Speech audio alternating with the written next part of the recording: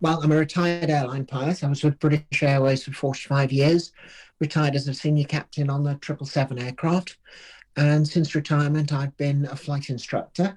And I'm currently senior flight instructor at Cardiff Air as flight training. Awesome. So, obviously, we're talking about today an incident that happened in America where an air traffic controller helped a passenger land a plane after the pilot fell ill. And I was wondering That's right. if Yeah. you'd ever seen any instances like that before, or if this was a once in a lifetime occurrence, really. Well, it's not once in a lifetime, but it's very rare. I suppose I've heard of half a dozen such incidents over the years, but it doesn't happen very often. Fortunately, technology these days is improving to such an extent that it becomes increasingly likely that somebody would survive such an incident. So it isn't actually as rare as you might have seen, because I would have thought that was. I've never seen something like that happen before. Well, I've never been involved in such an incident, but I've certainly heard of several others in the past. Okay. And in your professional experience, how difficult would it be to achieve what the air traffic controller actually did? Well, you've got to remember he wasn't just an air traffic controller, he was a flight instructor as well, which meant that he was used to talking to students and getting them to learn the basics of flying quite quickly. Um, from what I've heard of the transcript, it was the case that he was trying to get the person on the aeroplane to manipulate the controls one at a time so that he could become familiar with the effects of the controls. And effects of controls is the very first flight lesson that you take when you're learning to fly.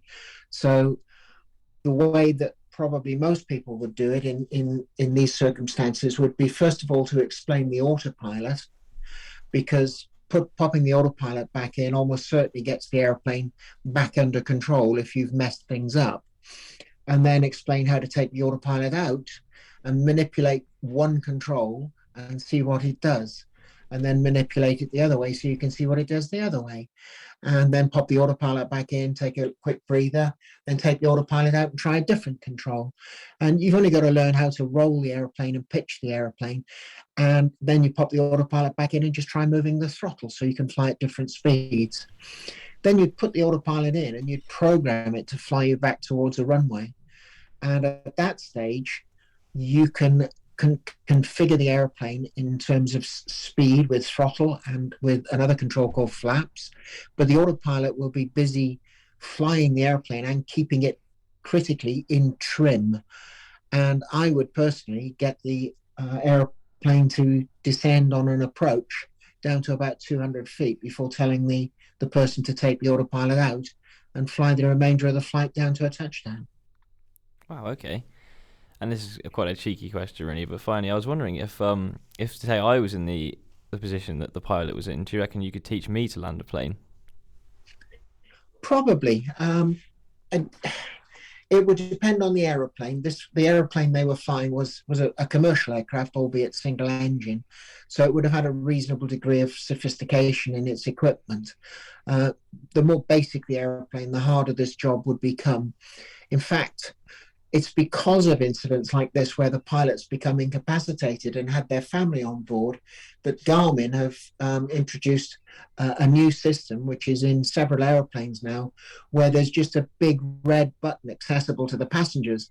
And if you punch that button, the airplane takes over, flies level, finds the nearest airfield that it can land at, flies towards it, sets up a thing called a transponder to tell the ground that they've got an emergency, flies the airplane, lands it, stops on the runway, switches the engine off, and then says, "You can get off now." Oh wow, So they've literally invented an autopilot in the last 2 years that can do all that for you. that's awesome. Right. Well, thank you very much for talking to me. So if you wanted to find out whether or not you would be able to cope in an emergency, the easiest thing to do is to find your local flying club and go for a trial lesson.